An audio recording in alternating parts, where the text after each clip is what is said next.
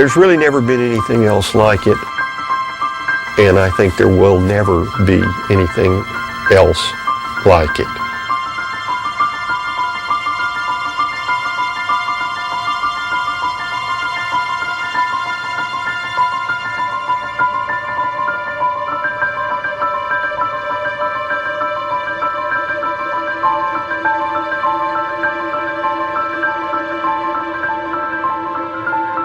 Between 1935 and 1943, a group of photographers working for the federal government set out to introduce Americans to America.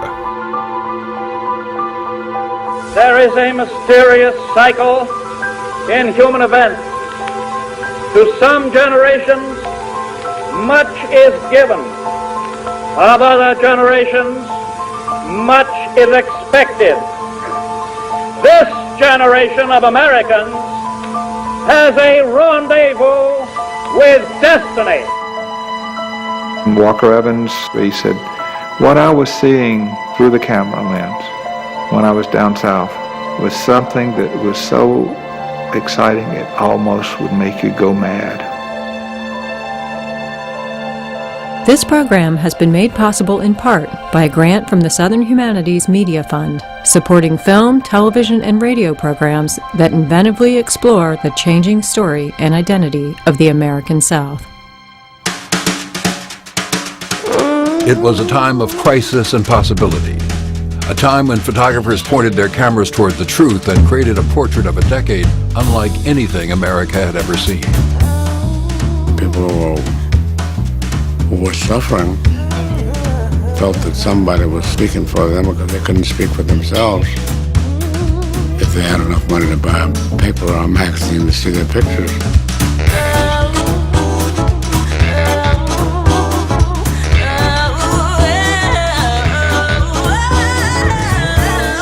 The man behind the collection was neither a photographer nor a politician. Roy Emerson Stryker was an unlikely instigator who, by sheer force of personality, changed the course of documentary photography. You know, he was a magician, really. I would say he was just a lovely, clever magician.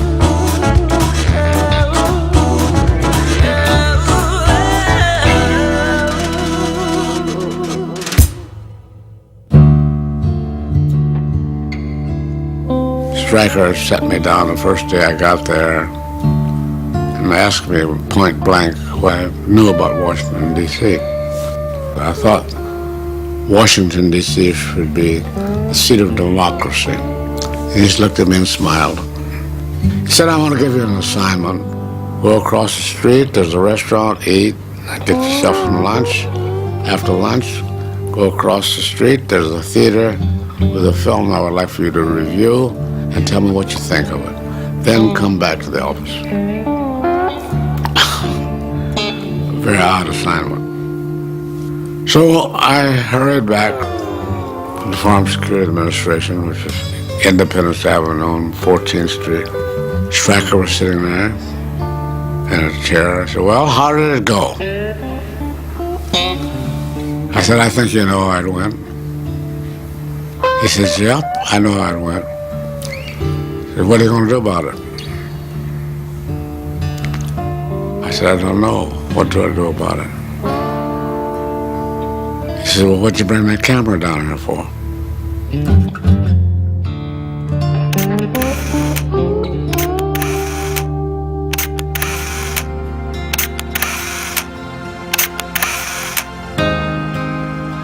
When Roy Stryker first came to work for the federal government in the summer of 1935, America was in the midst of a Great Depression.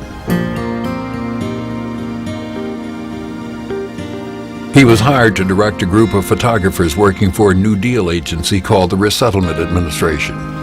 Their job, at least initially, was to convince a skeptical Congress that the thousands of dispossessed farm families pouring across the country, like the Joads and Steinbeck's Grapes of Wrath, desperately needed their government's help.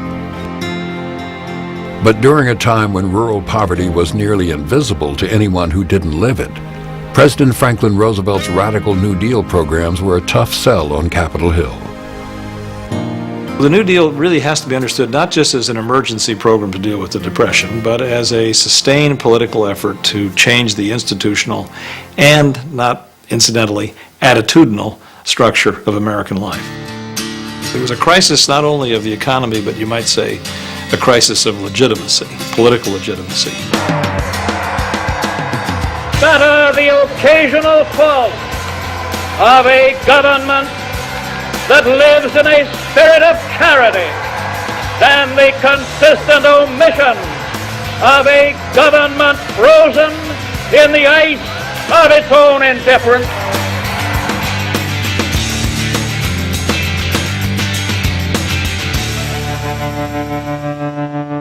People were not up in arms and demanding some kind of political response. Roosevelt remarked on this repeatedly. He said, "This is the greatest crisis our country has faced since the Civil War, and yet the people are docile, they're quiet, they're not demanding from their government some kind of a response." A depression is a funny sort of a disaster. It's not like a hurricane, it's not like a tornado. It's almost the absence of things. For many Americans, it meant that your next door neighbor moved away. You didn't know where. But the house is closed up.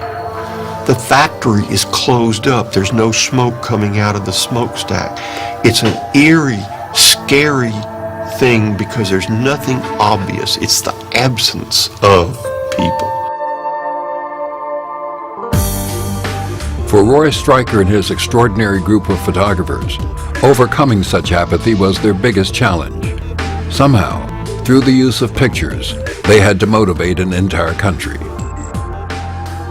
Roy Stryker, in 1935, when all this was developing, had only the vaguest notion of what he was doing.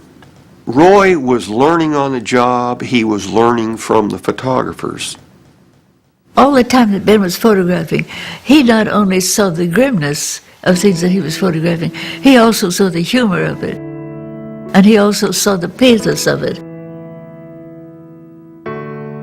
Roy had some good pictures of field erosion. And Ben looked at them and he said, well, they're very interesting pictures, but they won't sell anybody anything. Now, if you had a picture of a boy or a family, a poor family that connects poverty with the erosion, that's going to sell people.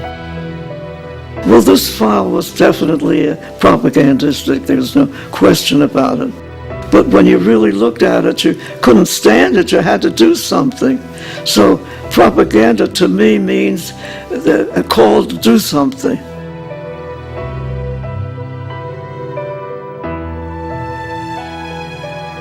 The event that we know as the Great Depression, which is conventionally dated from 1929 forward, had really begun in the countryside in rural America in about 1920 or 21.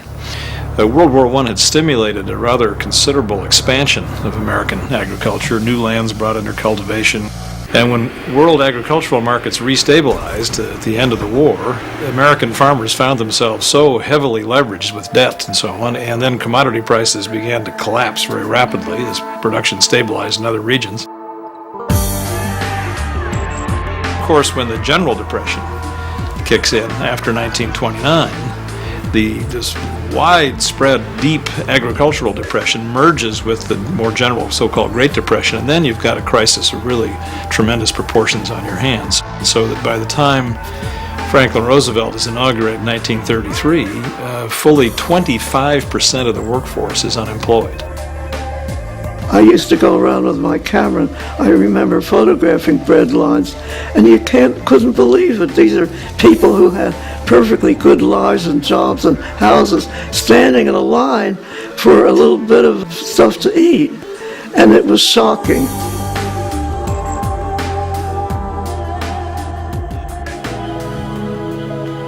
About 20% of the American workforce was still in agriculture. So 1 out of every 5 people who worked on the farm. Roosevelt's short-term goal for farmers was to get more income into their hands. In 1933, as a result of the 100 Days legislation when he first comes to power, Roosevelt causes legislation to be passed that calls for the destruction of crops, the plowing up of cotton before it can be harvested, so that there's not more of this surplus coming to market and further depressing prices. Now, the original language of the law stated that payments to take land out of production were to be divided between the landowner and the tenant, but that was seldom done. In point of fact, in practice, tenants were invited to leave, and sharecroppers, who had even fewer rights than tenants did, were often very summarily put off the land. So you wound up with a lot of displaced people out on the road in jalopies looking for work, picking crops, digging potatoes, anything they could do. For many landowners, this was an advantageous situation because you could get a man to work for 10 cents an hour, and you could get a child to work for a nickel an hour. In Washington, Roosevelt's team searched for ways to alleviate the situation, inadvertently made worse by the passage of the Agricultural Adjustment Act. Rexford Tugwell, an economics professor from Columbia University and one of the more radical members of President Roosevelt's original Brain Trust, lobbied for an agency devoted to relief programs for the poor. They were going to try some collective farms. They were going to try moving some poor farmers from bad land to better land, which is actually where the term the Resettlement Administration comes from. They were going to resettle people. The agency offered low-interest loans to farmers, sponsored soil conservation, and established experimental farms and migrant camps. Policies like this that put the government in the business of intervening in markets violated all the inherited canons of free market economics. Even to this day, policies that have that kind of character remain controversial in this society, and they were controversial then, not least of all because this was brand new. We'd never seen anything like it.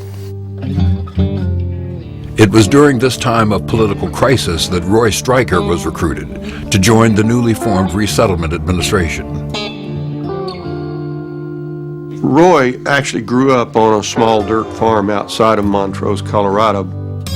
He had grown up very close to the land. His father was very much a prairie populist, so he had grown up in an atmosphere that questioned the system as it existed and that suggested that government could be used to improve the lives of people. So he was completely comfortable with what he was doing. But not everyone welcomed the administration's new approach. Tugwell knew that these were going to be controversial, and he knew that there would have to be some selling done. In the cities, the vast majority of people did not understand what was going on out in the country, didn't have any strong feelings one way or the other, but they might well have seen some of the programs of the particularly the Resettlement Administration, as socialistic. A collective farm certainly smacks of socialism. A few timid people who fear progress will try to give you new and strange names for what we are doing. Sometimes they will call it fascism, and sometimes communism, and sometimes regimentation, and sometimes socialism. But in so doing, they are trying to make very complex and theoretical something that is really very simple and very practical. Most Americans had no idea what life was like for migrant workers. And so Tugwell thought it might be a good idea to try to produce some visual evidence of this, and he thought immediately of his friend Roy Stryker.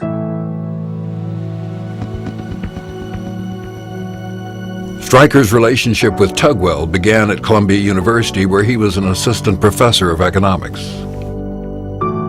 Roy was basically a teacher and he had really come into the whole organization as a teacher.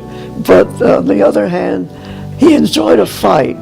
He's like a little boy that likes to go out and punch the other kids. Roy loved a fight, and if people were standing in his way, his greatest joy was to get him out of there. Roy would have defined patriotism very differently than many people would define it today. Roy's patriotism included the right to question the way things were being done. And certainly by the 1930s, he was very angry about the situation that poor farmers found themselves in, and he really wanted to do something about it. Roy was persuaded by Tugwell to head up the RA's new historical unit, a controversial group of economists and photographers working to bolster support for their programs. Stryker reveled in his role as director, defending the agency against a steady barrage of attacks from conservatives in Congress. I had a tough time for a short while. Some of them were bastards. You didn't give them a goddamn thing, and I got an instinct for that. I can fast figure out who I'm going to get along with and who I'm not going to get along with. That's one of my traits, and it was worth its weight in gold. He always had a special enemy, and usually the enemy was somebody just above him in Washington who never wanted to give him enough funds to do what he wanted to do. So Roy would think of ways to undermine this guy so he could get the funds. And so in that way, you might call him a devil, but he wasn't. He was always had a main purpose way off there somewhere. In the South, you had the tenant farmers problem. In the center, the Dust Bowl problem. Out in the West, the migrant farmer, and in the Northeast, farm displacement. There really wasn't a section of the country that you could afford to just ignore. Stryker recruited one of his former students, a young photographer named Arthur Rothstein, to help create a strategy for promoting the agency's programs. They began their campaign by taking pictures of everything: people working, living, and suffering. Within a very short time, Roy began to develop a sense of what needed to happen. The picture began to be the thing of my life.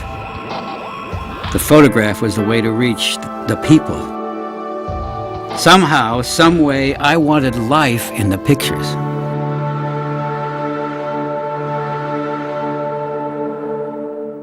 But what kind of pictures? He knew that the public wouldn't tolerate another round of outright propaganda. There was a strong reaction at the end of World War I that the government had been far too involved in propaganda.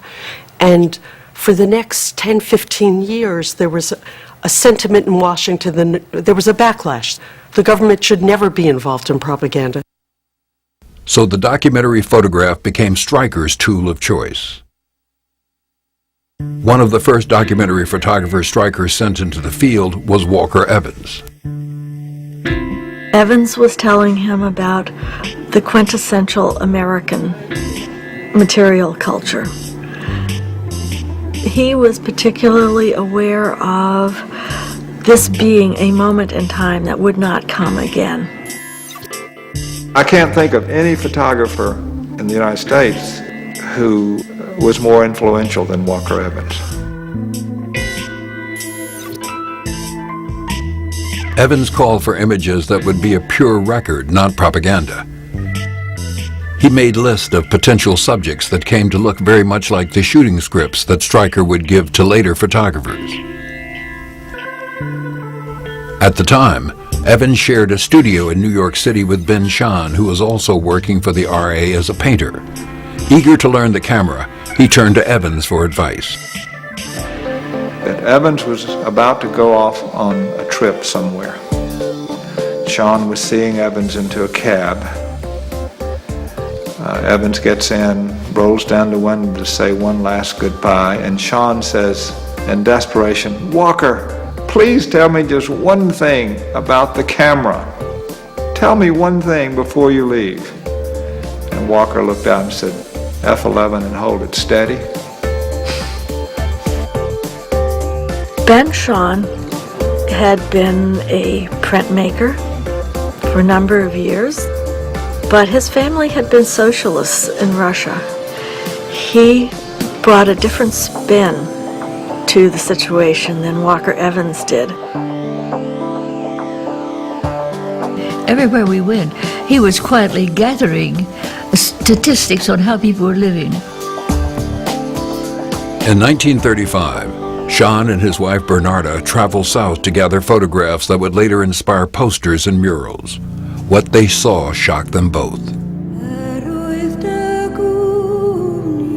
Nearly half the country's African American population was trapped in a hopeless cycle of sharecropping and tenant farming. Rarely did they grow enough to pay off their debt. They knew that they were in trouble, but they had no notion that anybody was ever going to help them.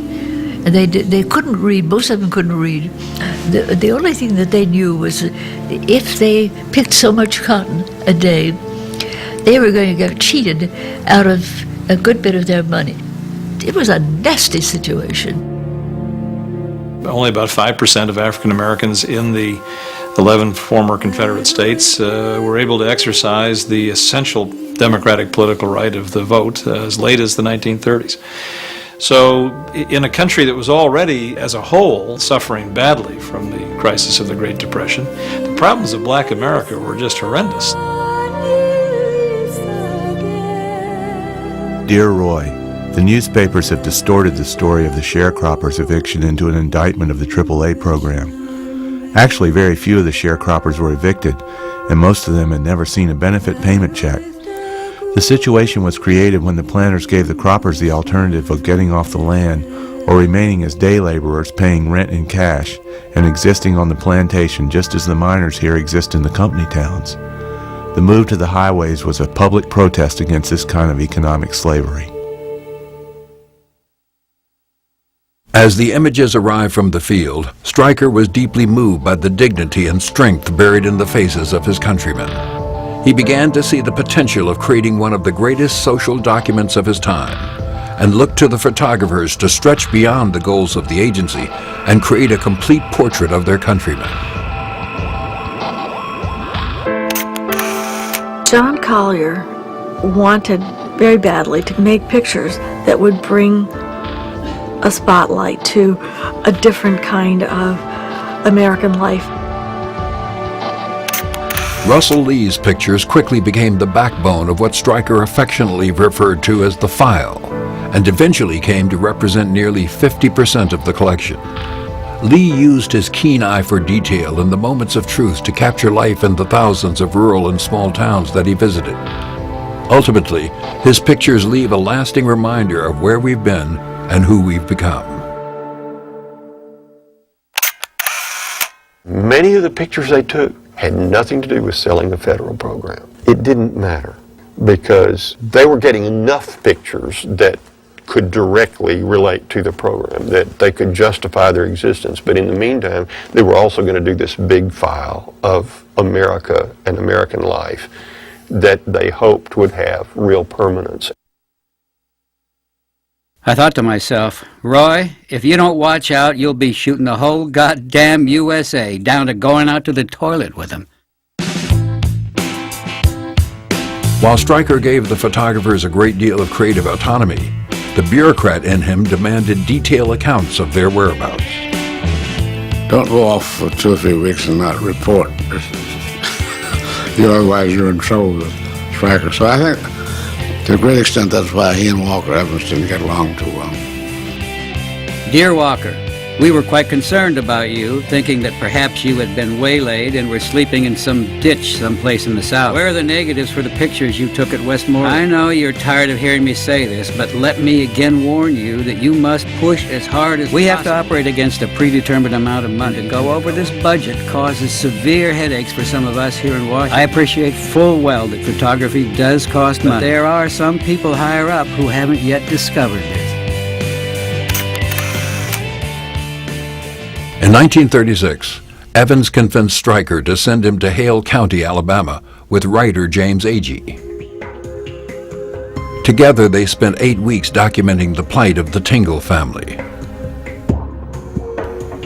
Nearly 40 years later, Walker Evans went back to Hale County with Bill Christenberry. Bill, you said, you know, this is the first and only time I've returned to Alabama since 1936. I do not want to see any of the people that I photographed that may still be living, and there were some at that time. He said it'd be too painful for me to meet any of the people that still live.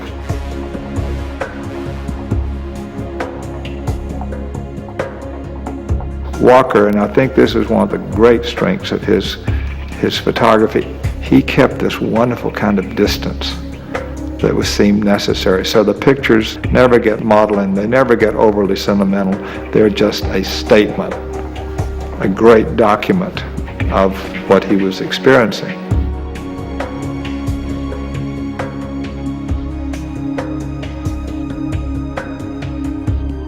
The work was eventually published in the book, Let Us Now Praise Famous Men. When you open the book or you go to the first photograph, you don't see a sharecropper. You see Mr. Watson Tidmore, the landowner.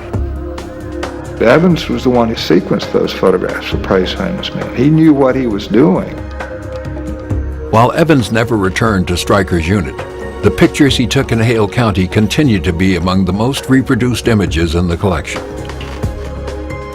What was it Stryker allegedly said? Evans was the first one fired of the FSA group, and then he said, now go out and make pictures as good as Evans.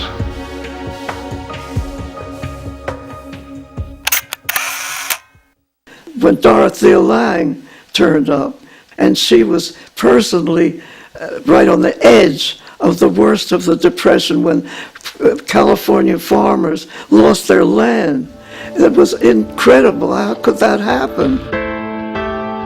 And I think that the most important thing that Roy was able to do was open people's eyes.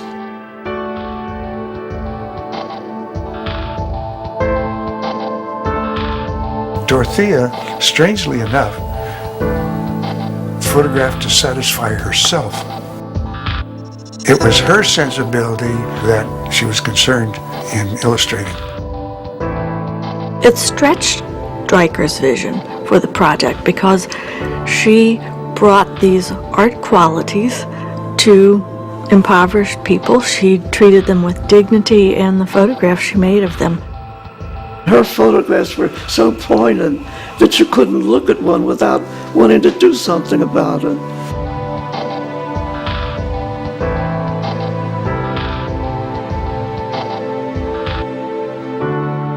The day she did the pea pickers in Nipomo, California, she said it was a rainy day. She photographed them. It was a miserable mess, and she drove away. But then had this thought that she wasn't finished there. She went back. Florence Thompson was camped out at the edge of the camp in a vulnerable position because that's where the police came first to clear people away. And she was there, no means of escape. She was there with small children, no man. And Dorothea Lange just responded to the situation.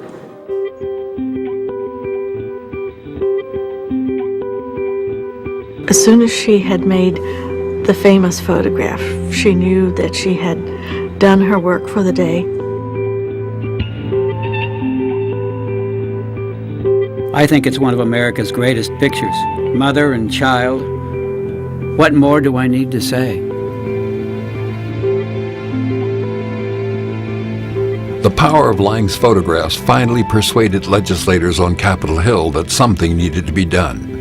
The first federally funded housing program for migrant workers entering the state of California was established.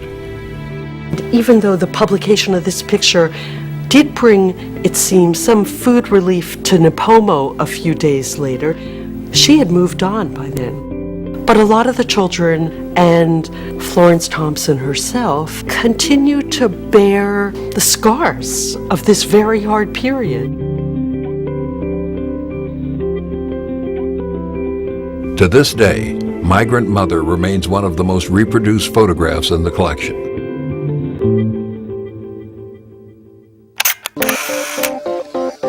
Stryker was relentless in his efforts to get the Resettlement Administration's work seen by as many people as possible.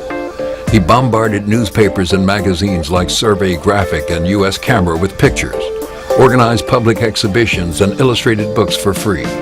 For Stryker, it was all about feeding the file. The first time I met them, I had just started to do photography, and I wasn't really a photographer. I was a geneticist at the time. I had this whole bunch of photographs I had just taken, and I thought, I'm just going to show them to Roy and see what he says. And so I showed them to him, and Roy looked at him and said, "Say, these are great. Let's put them in the file." So there they are. Louise Roscom documented the class and racial divisions that surrounded her home on N Street in Washington, D.C., and later captured the hardy spirit of Vermont's towns and countryside. And all of a sudden, this whole world just opened up with people that I had never seen before, things going on that I didn't know existed. And I could identify with it with the use of a camera. One thing Stryker taught you was before you go on a story, be prepared for it. Because things are going to happen that you won't have time to technically get yourself together, but be ready on the instant to shoot, just like that, if that happens, because it may not happen but once.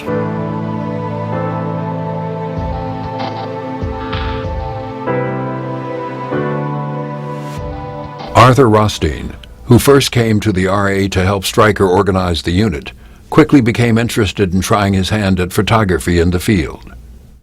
Arthur actually was a part of it in a way because his family came from the group of people who were brought up in the Bronx in New York City in a Jewish community, people who had lost everything. And Arthur began to get a camera with a conscience, and he made some of his best photographs at that time.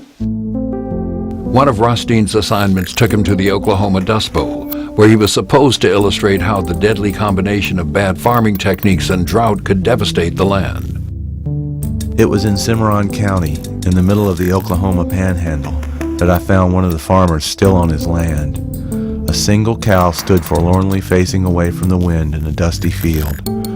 While making my pictures, I could hardly breathe because the dust was everywhere.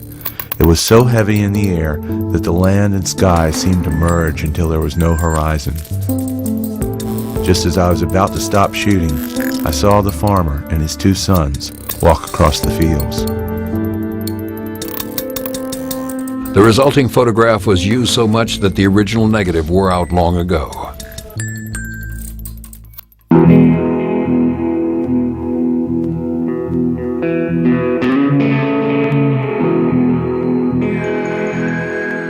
It's easy for us, looking back on this period, to forget how different were the basic terms of life in the American countryside and the American city before the era of the Great Depression and the New Deal. In 1920, a little better than half the population was urban, but just a little less than half, well, about 44%, even as late as 1930, of the population is still rural. Now, the difference in the terms of life between rural America and urban America in this era is just tremendous.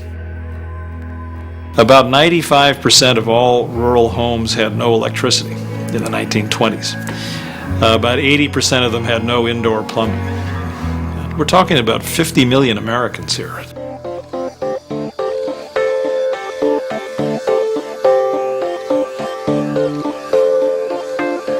One of Stryker's photographers who helped bridge the gap between the two Americas was Marion Post Wolcott. She had a unique ability to move easily between worlds. Marion Post had a very serious disability. She was a beautiful young woman, and it made it hard for Roy and a lot of people to take her seriously. She was a marvelous photographer. But when Roy first took her on, he tended to use her as a public relations resource. So he would send her batting all over a great big region like the South.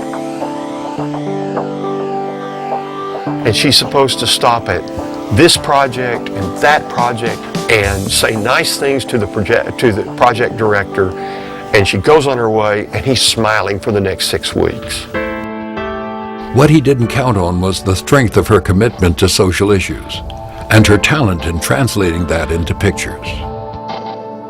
She always seems to have had a really strong mind about lots of social and political issues, but spoke with her camera more than with words. Even Marion Post's diplomacy couldn't smooth over the constant threats against the agency. The photographers, like the program, stirred up controversy wherever they went. The program was not popular with the political bosses, with the senators, congressmen who came to Washington, and it took a lot of effort on Franklin Roosevelt's part to keep the agency going. The biggest challenge came in August 1936. It was an election year, and President Roosevelt was once again making New Deal programs the central focus of his campaign. Here in America, we are waging a great and successful war. It is not alone a war against want and destitution and economic demoralization. It is more than that. It is a war for the survival of democracy. 1936 proved to be a bitter campaign year. They are unanimous in their hate for me, and I welcome their hatred.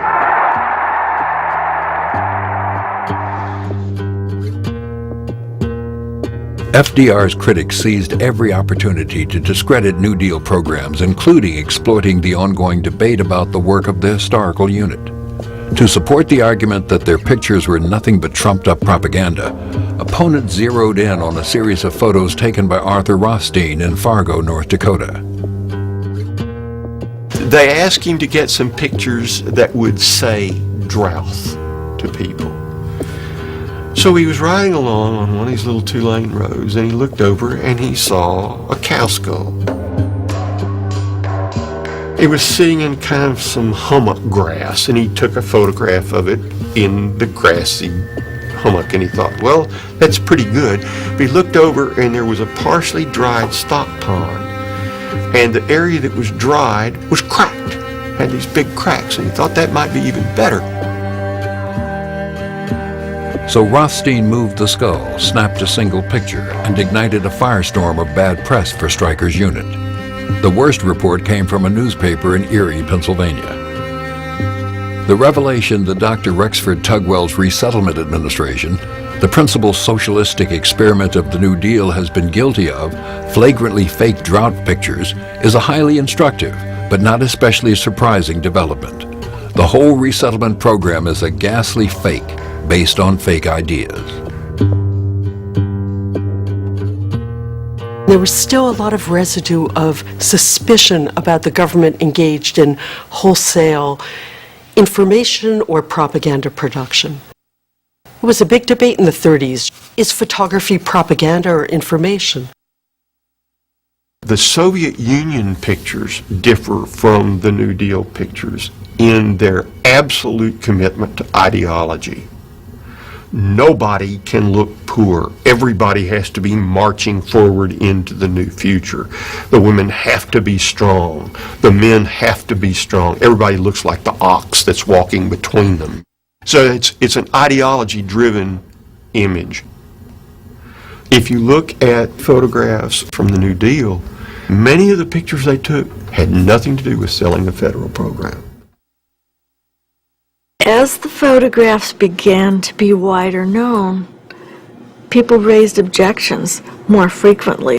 They didn't like the exposés of class issues, and they didn't like the racial exposés that were contained in these pictures, but they also thought they were pretty stupid because they showed such commonplace, everyday things, and they thought they'd be ridiculed for having funded such a boondoggle. Even from within FDR's administration, many called for the RA's programs to be cut, including funds for the historical unit. At the end of 1936, Stryker's enemies were successful in slashing his funds, forcing him to reduce his team down to just 2 Washington, D.C.-based photographers. Dear boss, the fact that little instructions were here on return from the field make me fear that things are going badly for us and for our section, and that you're on your big white horse and once more engaged in a heavy battle with our enemies, the publicity boys.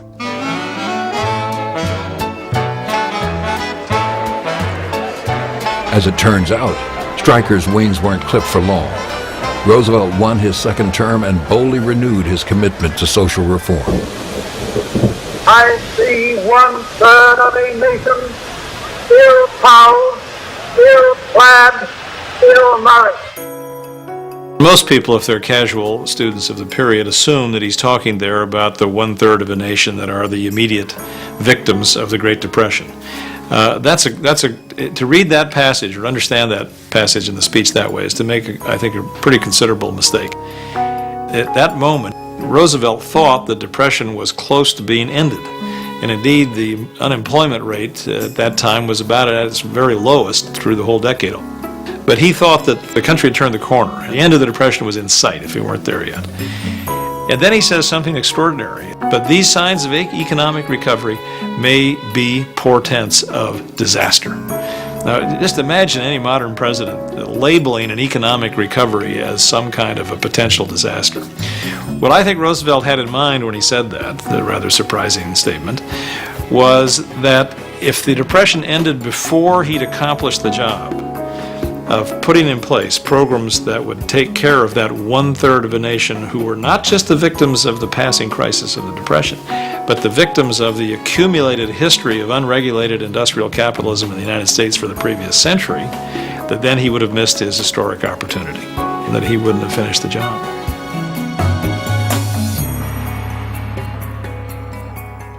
It was at that time that the RA morphed into the Farm Security Administration, and Stryker's photographers went back to work. Despite their new lease on life, the agency's programs were under increasing fire, and the photographers met with resistance in every part of the country. In Alabama, Arthur Rothstein is greeted with hostility. Dear Roy, I think the problem of getting pictures of miners and steelworkers in Birmingham would be too much for even a trained diplomat. Every company town is carefully guarded against outsiders. Last week I got impatient with the proceeding and went over to the red ore mines. Just as I was about to get a shot of one of their 100 armed deputies, a car tried to run me over. Arthur. Dorothea Lange found that she was no longer welcome in the Imperial Valley. The Imperial Valley has a social structure all its own, and partly because of its isolation in the state, those in control can get away with it. The RA have decided to make a crack into valley affairs by putting up a camp. Those in control down there are bitterly opposed, and there is trouble ahead. Down there, if they don't like you, they shoot at you, beat you up, and throw you in a ditch at the county line. Back in Washington, Stryker understood that the American landscape was quickly changing and that his time was running out to complete the file. So when Richard Wright approached the agency about a book on the black migration northward in 1940, Roy was glad to get involved in this. Lee, Edwin Roscom, and Jack Delano were sent to Chicago with Richard Wright to witness the arrival of thousands of displaced Southern blacks.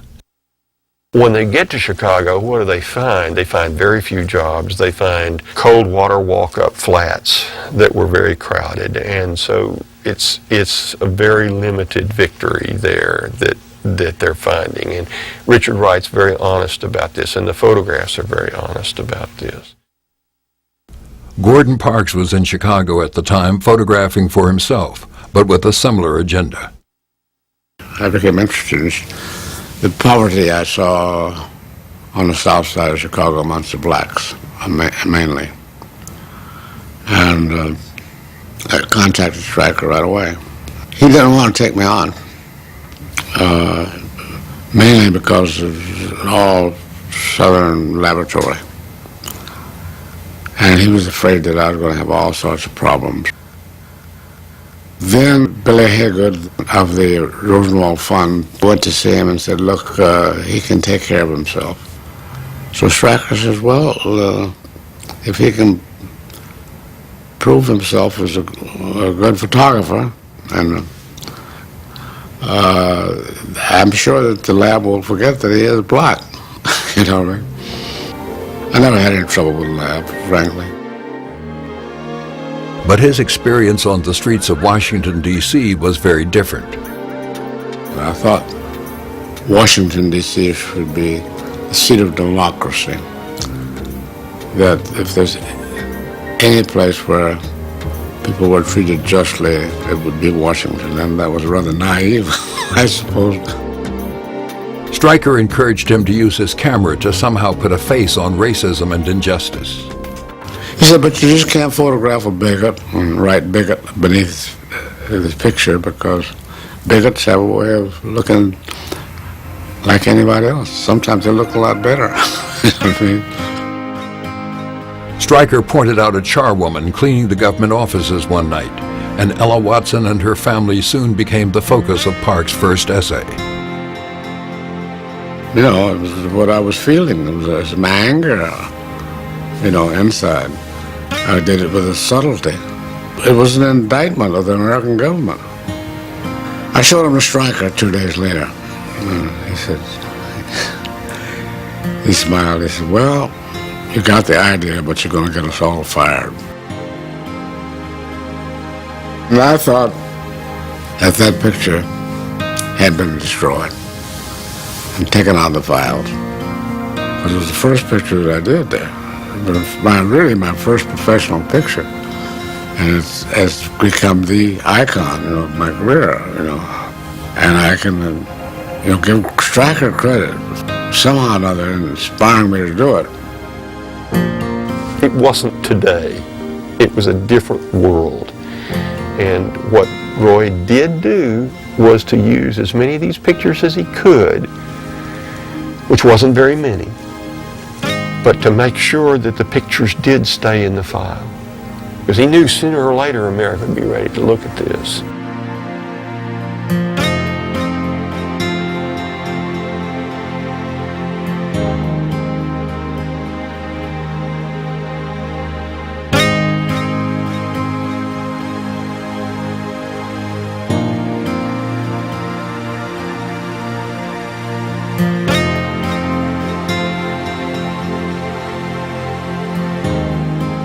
By 1940, New Deal programs were under attack from both Republican and Democratic members of Congress, and the work of the FSA photographers was the focal point for much of the bitter criticism. There were accusations made. The House Un-American Activities Committee referred to C.B. Baldwin as a communist. Now, C.B. Baldwin was no more of a communist than you or I. But he was running the Farm Security Administration, and so it was a dangerous, unstable situation. Stryker was always realized that they were slipping in his coattail. And but he wouldn't give in. He went after the things that spoke of disaster for certain people in America. He showed it, you know, and no matter what, it eventually got to the place where they said, well, let's kill this. Let's kill this department. It's doing us no good. It's doing us more harm. While Stryker had managed to keep his enemies at bay for years, He was no match for the political changes ushered in by America's entry into World War II.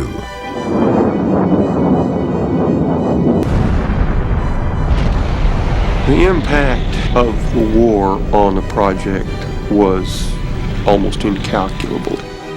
It changed everything. They were transferred lock, stock, and barrel to the Office of War Information. And at that point, they became a pure propaganda operation.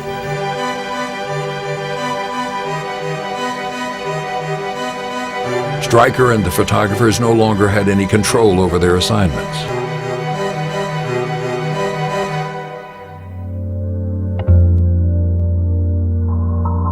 Russell Lee and Dorothea Lange were hired by the Office of War Information to document what the government hoped would portray the fair treatment of Japanese Americans sent to internment camps.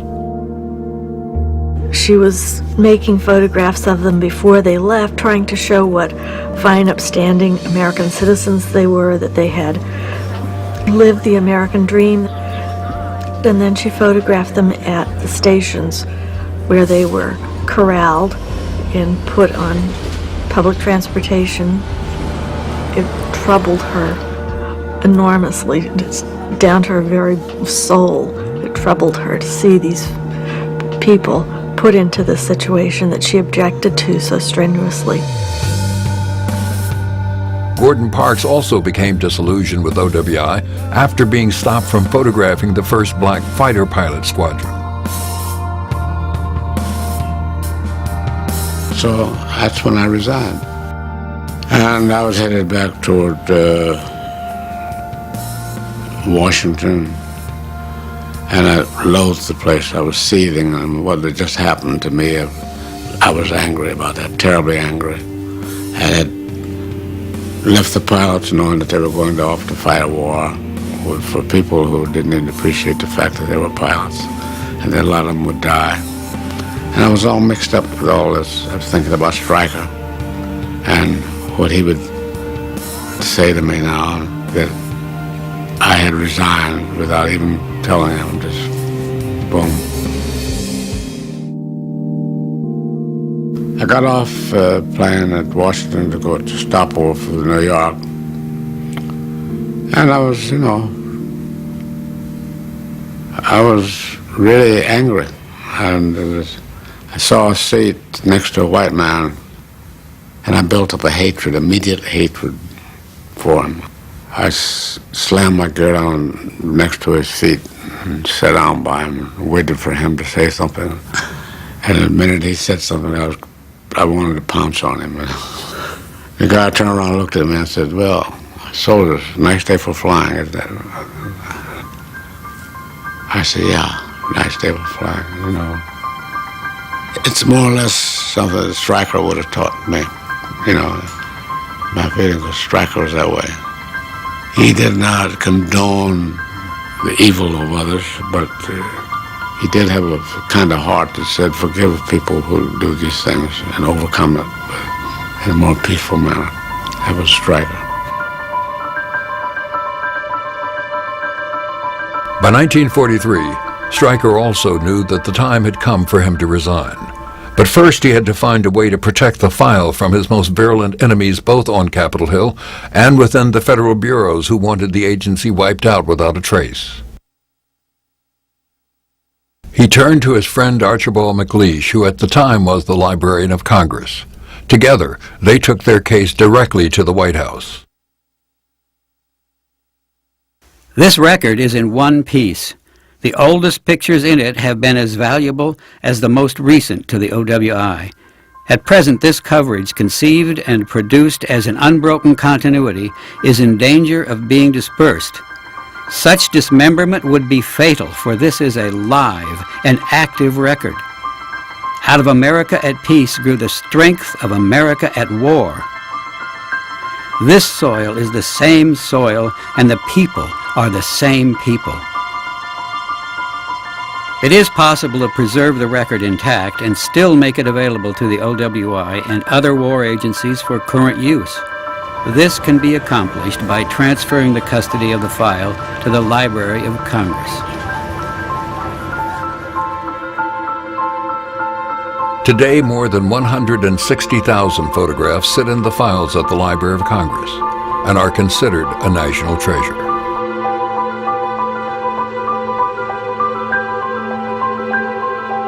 There may never be another farm security. It was one of those freaks. It can't happen again. Something new will happen. Something different.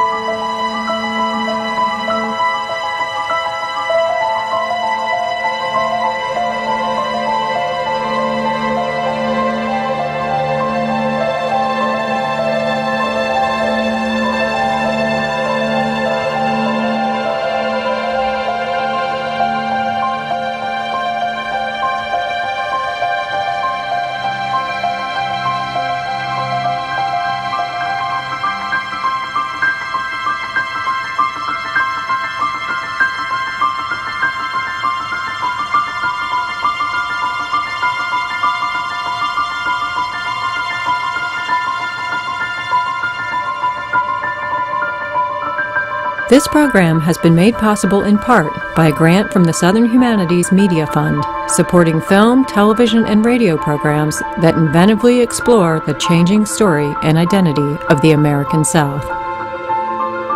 To purchase a copy of Documenting the Face of America, please call 1-800-553-7752 or write to the address on your screen. Major credit cards accepted. We are PBS.